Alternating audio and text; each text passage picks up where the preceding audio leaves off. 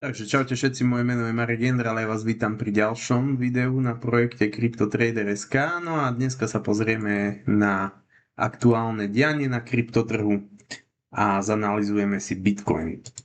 Takže aktuálne sa teda pozeráme na dlhodobú korekciu Bitcoinu, ktorá stále neustúpila. Práve naopak, vyzerá to tak, že bude pokračovať. V súčasnosti máme teda štruktúru trhu, ktorá už dá sa povedať dvakrát nastala. Mali sme tu taký sideway pohyb už trikrát, ale ako vidíte, tak tá korekcia ustupuje. Hej? Tá pozícia tých minim ustupuje s tým, že vlastne aktuálne zatiaľ vždy takýto sideway pohyb nakoniec bol sprevádzaný nejakým rastom, fejkovým breakoutom a potom korekcia. Tu sme mali tiež rast a korekcia. Čiže ak by sme išli týmto štýlom, tak by sme sa mohli dostať do týchto transakčných objemov do nejakých, 68 až 71 tisíc dolárov a potom opäť korekcia. Čo ale je dosť možné je, že opäť tá pozícia minima bude plytšia ako tá minulá, ale to samozrejme nevieme predpovedať.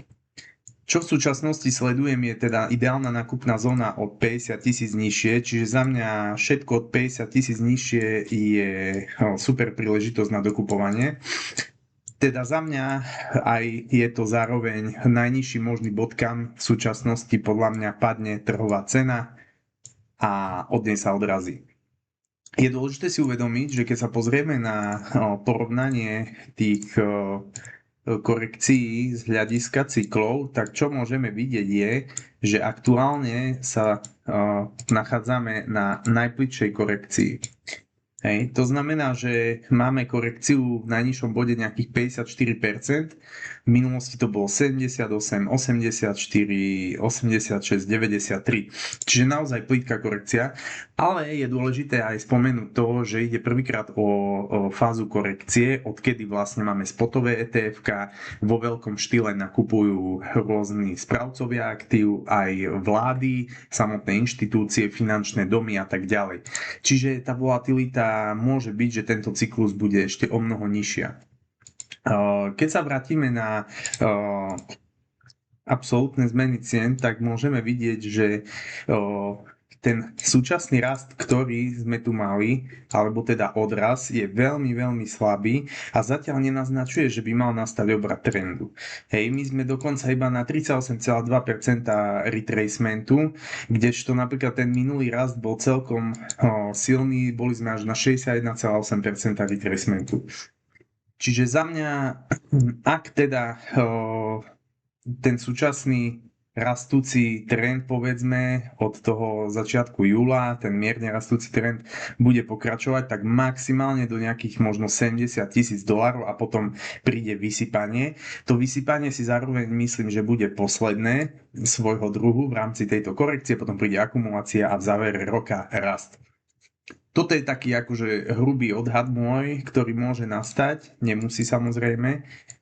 Keď sa pozrieme z krátkodobého hľadiska na cenový vývoj Bitcoinu, tak čo sme mohli vidieť je, že Bitcoin otestoval dokonca viackrát predošlú supportnú úroveň ako novú rezistenciu. Toto je väčšinou bearish signál, no a v zásade ak klesneme po toto dvojité dno, čo je nejaká úroveň 62 500 cca, tak myslím si, že útočíme na to posledné minimum. A toto minimum je aj najnižšie minimum súčasnej korekcie. Takže tu by sa potom ukázalo samozrejme, či pokračujeme v tejto sideway štruktúre, alebo sa to prelomí. Čiže najbližšie sledujem z krátkodobého hľadiska 62 500 dolárov a potom vlastne túto úroveň tohto 1-2-3 bottom formation niečo okolo 60 až 58 tisíc dolárov, či nastane obrat alebo nie. Takže toto sú krátkodobé trhové ciele. No a v zásade, keď si to zhrnieme, tak súčasný cyklus teda stojí na tomto supporte.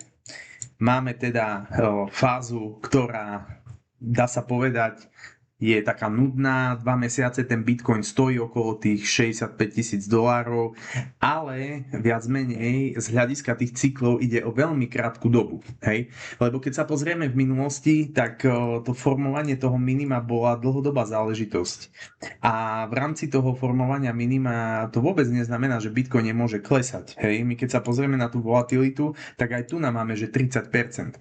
Čiže keby sme to kvázi ako keby kopírovali, čo si nemyslím, že nastane, ale čisto pre ilustráciu, tak vlastne tých 30%, ak by sme mali aj teraz nadol, tak ako môžete vidieť, boli by sme presne medzi tých 40-50 tisíc dolármi a to je presne to, že ono už nemusí nastať takýto výpredaj, ako sme mali tu na. Akože môže, ale môže kľudne nastať to, že tá cena bude postupne vyklesávať, hej, a potom sa obratí. A to je to formovanie dna. A to isté sme mali, pozrite sa, túto postupné vyklesávanie a formovanie dna. Čiže samozrejme to môže nastať, nemusí to nastať. Za mňa toto by bolo, toto je akože najviac pravdepodobné za mňa a bolo by to aj ideálne za mňa, hej? Lebo tie predajné tlaky, tie obrovské predajné tlaky v krátkodobých horizontoch, to je v tej prvej polovici počiatočnej fázy korekcie. A potom sú už tí predajcovia vyčerpaní. Už je to len čistý pesimizmus a postupné vyklesávanie ceny a to je presne vtedy, kedy chcete nakupovať. Hej. To isté sme mali aj v minulom cykle. Tu nám bola samozrejme anomália, tam bol COVID, čiže tu ceny prudko padli a potom pokračovali. Ale viac menej vždy to išlo v takom štýle, že sme mali to navýšenie dopytu, potom sme mali korekciu, hej, čiže navýšenie dopytu, korekcia a nejaký sideway pohyb a potom opäť navýšenie dopytu. Keď sa ale pozrieme potom na ten scenár, čo už samozrejme len polemizovať môžeme, ale ak by sme si teda začali ilustrovať, že potom kde až môže tá cena narast, tak vlastne taktiež tá volatilita smerom nahor ustupuje. Mali sme tu 65 000, 10 000, 2700, čiže máme tu také ustupovanie toho narastu. Čiže hoď len keby polovičku ceny Bitcoin stúpol od súčasného minima, čo je nejakých 350%. Ak by súčasné minimum bolo naozaj súčasné, už absolútne, tak hovoríme o $260,000. Čiže už len to, že Bitcoin by musel stupnúť koľko to je, o $140,000 viac, ako bolo jeho doterajšie ATH, tak na to už je potrebný naozaj obrovský kapitál, lebo tá kapitalizácia Bitcoinu rastie, tým pádom aj ten percentuálny pohyb je stále ťažší a ťažší. Samozrejme, ak by to nastalo napríklad od ceny, ja neviem, že by cena klesla, dajme tomu na tých 45 000, tak by sme išli na cenu nejakých 200 000, čo už je o dosť reálnejšie. Ale to samozrejme, to sú nejaké polemiky, ktoré môžu, nemusia nastať a hlavne sa tu bavíme o predikcii na najbližšie 2 roky. Takže aktuálne teda sledujem, krátkodobo sme si zhrnuli, aké targety, supporty a taktiež zo stredného obdobia, strednodobého obdobia sledujem vlastne ten support od 50 000 nižšie, ideálna nákupná zóna, no a poslednú nejakú vyklesávaciu fázu a potom obrat trendu v závere roka. Takže samozrejme, ak sa bude situácia meniť, pridám taktiež ďalšie videá. Ak chcete obchodovať kryptomeny, máme referál link pre Bybit EU, aktuálne viete získať 60 eur v Bitcoine, stačí splniť niekoľko jednoduchých úloh. No a to by bolo z dnešného videa všetko, ja vám ďakujem za pozornosť a čaute.